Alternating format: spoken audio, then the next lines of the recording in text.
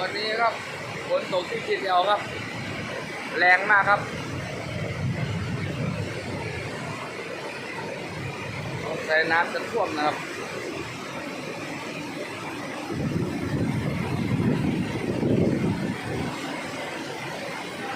ทำงานไม่ได้เลย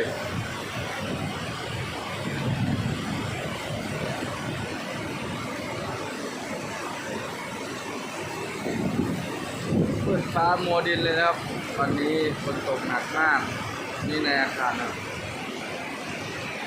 ตรงนี้อยู่ทำงานนะครับ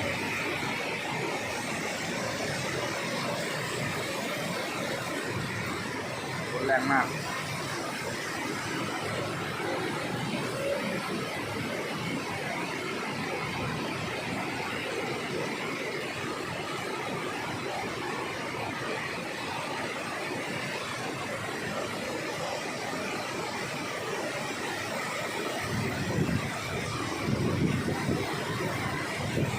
ไปดูข้างหลังกันนะครับ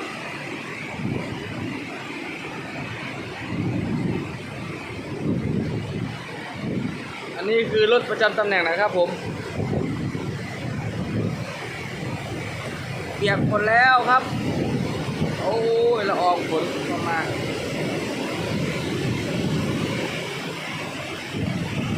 อันนี้คือฝนตกหนักมากนะครับ